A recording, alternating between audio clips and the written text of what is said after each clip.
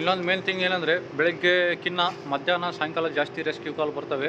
ಯಾಕಂದರೆ ಬಿಸಿಲಲ್ಲಿ ಅವು ಹೊರಗೆ ಬಂದು ಆಹಾರ ಹುಡುಕಲಿಕ್ಕೆ ಆ್ಯಂಡ್ ಸ್ವಲ್ಪ ಬೆಚ್ಚು ಜಾಗದ ರೋಡ್ ಕ್ರಾಸ್ ಮಾಡಲಿಕ್ಕೆ ಬರ್ತವೆ. ಸೊ ಹಂಗಾಗಿ ನಾನು ಯಾವಾಗಲೂ ಟೆನ್ಷನ್ ಪಡ್ತಾಯಿದ್ದೆ, ಈಗ ನಂದು ಇವತ್ತು ಜನರಲ್ ಶಿಫ್ಟ್ ಐತಿ, ಹಂಗಪ್ಪ ಎಷ್ಟು ಜಾವು ರೆಸ್ಕ್ಯೂ ಕಾಲ್ ಬರ್ತಾವೆ, ಎಷ್ಟು ಅವರ್ಸ್ ಸಾಯ್ತಾವೆ ಅಂತ. ಆ್ಯಂಡ್ ಸೆಕೆಂಡ್ ಶಿಫ್ಟ್ ಇದ್ದಾಗೂ ಟೆನ್ಷನ್ ಇತ್ತು, ಯಾಕಂದರೆ 2 ಗಂಟೆಯಿಂದ 10 ಗಂಟೆ ಮಟ್ಟ. ಆದರೆ ಈಗೇನು ಟೆನ್ಷನ್ ಇಲ್ಲ ಗೈಸ್. ಒಬ್ಬರಲ್ಲ ಇಬ್ಬರಲ್ಲ, ನಮ್ಮ ಸ್ಕ್ವಾಡ್ ಒಂದು 4-5 ಜನ ಹುಡುಗರು ರೆಡಿ ಆಗಿಬಿಟ್ಟಿದ್ದಾರೆ. ಆ್ಯಂಡ್ ಸೇಫಿಂದ ಸುರಕ್ಷಿತದಿಂದ ರೆಸ್ಕ್ಯೂನು ಮಾಡ್ತಾಯಿದ್ದಾರೆ. ನನಗಿನ್ನ ಜಾಸ್ತಿ ಅವರೇ ರೆಸ್ಕ್ಯೂ ಮಾಡ್ತಾಯಿದ್ದಾರೆ. ಒಂದು ದಿವಸಕ್ಕೆ ಸುಮಾರು 4-5 ರೆಸ್ಕ್ಯೂ. ಆ್ಯಂಡ್ ಆಲ್ಸೋ ರೆಸ್ಕ್ಯೂಗೆ ಹೋಗೋಕ್ಕಿಂತ ಮುಂಚೆ ನಾನು ಇನ್ಫಾರ್ಮ್ ಮಾಡಿ ಹೋಗ್ತಾ ಇದ್ದಾರೆ. ಇಲ್ಲಿ ಬಂದಿದ್ದಣ ಹಿಂಗೆ ಹೋಗ್ತೀವಿ ಅಂದ ತಕ್ಷಣ ನನಗೆ ತಿಳಿಸೇ ಹೋಗಿ ಆ್ಯಂಡ್ ರಿಲೀಸ್ ಮಾಡೋ ಮುಂದೆ ನನ್ನ ಕರೆಸ್ತಾರೆ. ಭಾಳ ಹಿಡ್ಕೊಂಬಂದಿದ್ವಿ, ಹೋಗಿ ರಿಲೀಸ್ ಮಾಡಿ ಬರೋಣ ನಿಮ್ಮ ಕೈಯಿಂದ ಅಂತ.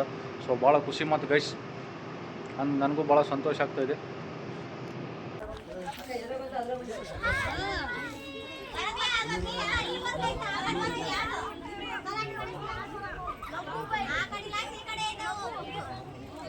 ಪೇಮೆಂಟ್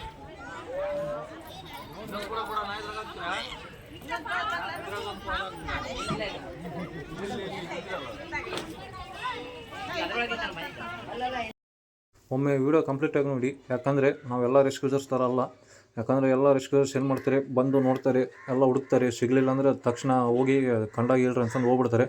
ಬಟ್ ನಾವು ನಮ್ಮ ಹುಡ್ರಾತು ಸಿಗೋ ಮಟ್ಟ ಬಿಡೋಂಗಿಲ್ಲ, ಭಾಳ ಬಂಡ ಧೈರ್ಯ ಮಾಡ್ತಾರೆ. ಯಾಕಂದರೆ ಒಮ್ಮೆ ನೀವೇ ನೋಡಿ, ಎಷ್ಟು ಓಲಾರ್ ಇರಲಿ ನೀರು ಹಾಕಿ ಅವ್ರ ಪ್ರಯತ್ನ ಅವ್ರು ಮಾಡ್ತಾರೆ, ಎಷ್ಟು ಒಳಗಾರ ಇರಲಿ ಡೀಪ್ ತೆಗ್ಗು ಏನಾರು ಕಲ್ಲು ತೆಗೆಯೋವಿತ್ತು ಅಂದರೆ ಎಲ್ಲ ಕಷ್ಟಪಟ್ಟು ಎಲ್ಲ ತೆಗೆದು ಎಲ್ಲ ರೆಸ್ಕ್ಯೂ ಮಾಡಿ. ಬಟ್ 2 ತಾಸಾಗಲಿ 3 ತಾಸಾಗಲಿ 1 ದಿವಸ ಆಗಲಿ ಒಟ್ಟು ಹಿಡಿದು ಕೊಟ್ಟೇ ಹೋಗ್ತಾರೆ. ಅದು ಖುಷಿ ಮಾಡಿಸಿ ಎಲ್ಲರಿಗೂ ತಿಳಿಸಿ ಹೋಗ್ತಾರೆ.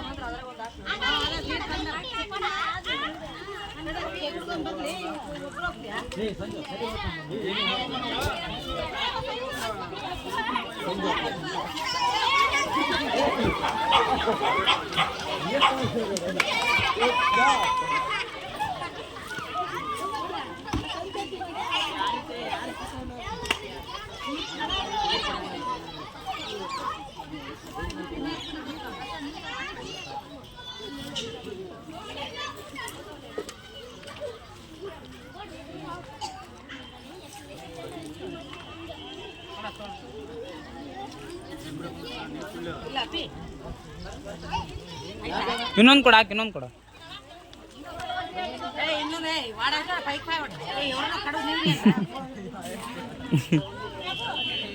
ಜನಮಂತ ಕಂಪಾಡಲ್ಲ.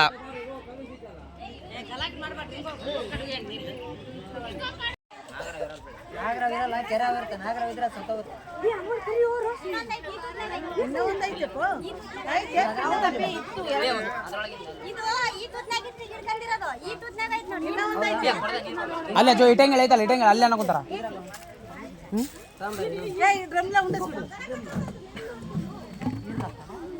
ಅದು ನಾಗರಾವ್ ಐತಣ ಅಜ್ಜೋಣ.